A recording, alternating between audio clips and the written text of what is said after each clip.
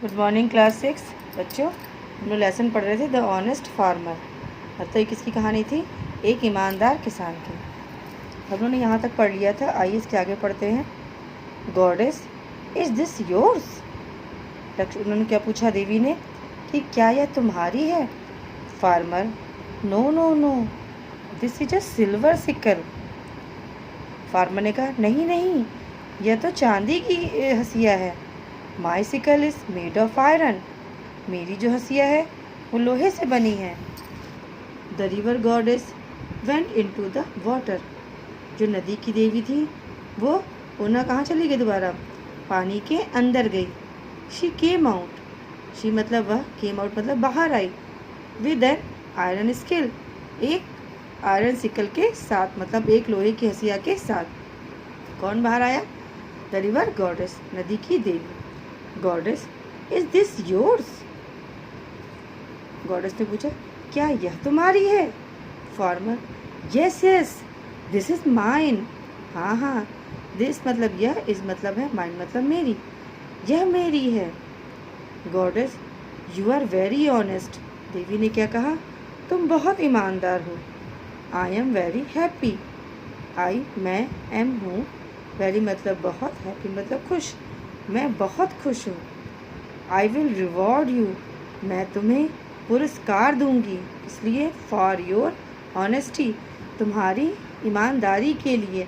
आई मतलब मैं, विल मतलब गी गागी गे, रिवॉर्ड मतलब पुरस्कार दूंगी, यू मतलब तुम्हें, फॉर मतलब के लिए, योर मत तुम्हारे, ऑनेस्टी मतलब ईमानदारी, तो मैं तुम्हारी ईमानदारी के लिए तुम्हें पुरस्कार दूंगी। She give all the three, gold silver and iron sickle, to the farmer. वह क्या ले आई? वह लेके आई तीनों। कौन सी? वह तीनों ले आई, सिल्वर वाली, गोल्ड वाली और आयरन वाली। और उसने किसको दे दिया? फार्मर को दे दिया। तीनों सिकल लाके उसने, तीनों हंसिया लाके उसने किसको दे दिया? फार्मर्स को दे दिया। The farmer became very happy. जो फार्मर था बहुत खुश हुआ। किस लिए? क्योंकि जो देवी थी उसने उसको तीनों हंसिया दे दी। क्यों खुश हुई थी देवी? क्योंकि जो किसान था उसने अपनी ईमानदारी का परिचय दिया था। तीनों बार सिल्वर गोल्ड लाने के बाद, दोनों बार लाने के बाद भी उस किसान ने कहा कि ये दोनों मेरी नहीं हैं।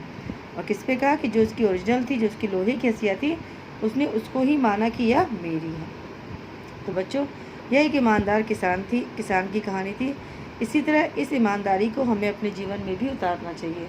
हमें भी हर काम बड़ी ईमानदारी पूर्वक करना चाहिए, चाहे वो हमारी पढ़ाई हो, चाहे वो हमारे फ्रेंड्स के साथ हमारा उठना बैठना हो, चाहे वो शिक्षा का मामला हो, चाहे वो घर के आस पास पड़ोस में खेलने का मामला हो, कुछ भी हो, हमें हर काम क्या करना चाहिए?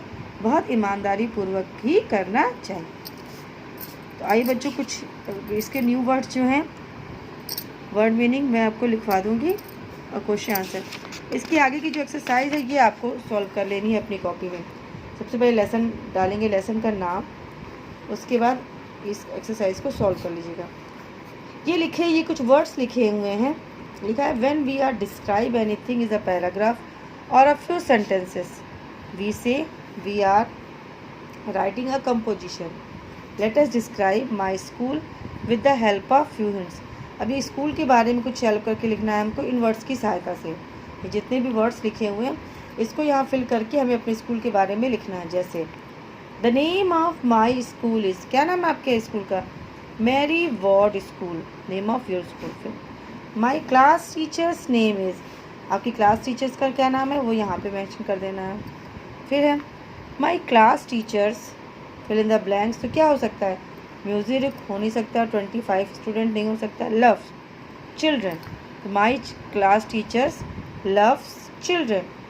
वी हैव 25, क्या पूछा? रूम पूछा है ना, तो वी हैव कितने रूम लिखेंगे? 20 रूम।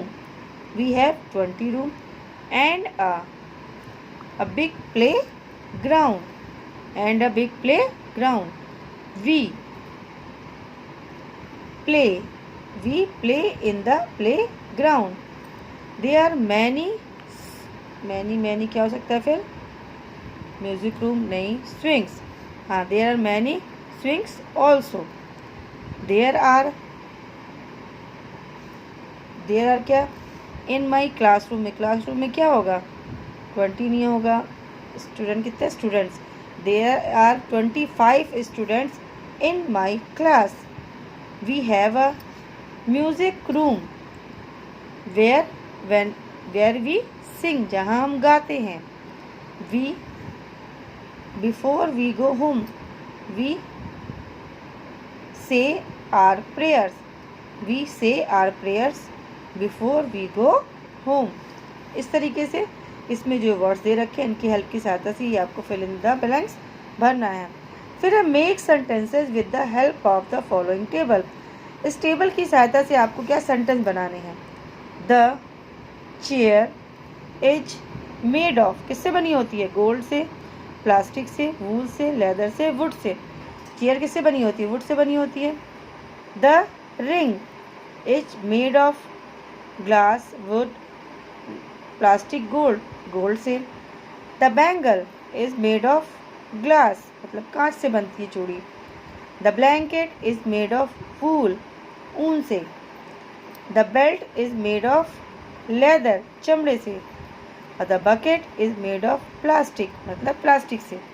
तो आपको ये वाली एक्सरसाइज और ये वाली एक्सरसाइज अपनी कॉपी में करके व्हाट्सएप के थ्रू मुझे भेज देना है, अदरवाइज़ आपकी अटेंडेंस नहीं लगेगी उस दिन की, अगर ये आप काम करके वापस नहीं भेजते हैं।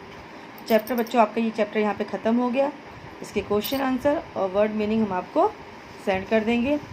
अब हमारा नया चैप्टर नेक्स्ट वीडियो में स्टार्ट होगा जो कि लेसन 6 है, हाउ क्रिएचर्स मूव। ठीक है, ये लेसन आपको हम नेक्स्ट वीडियो में पढ़ाएंगे।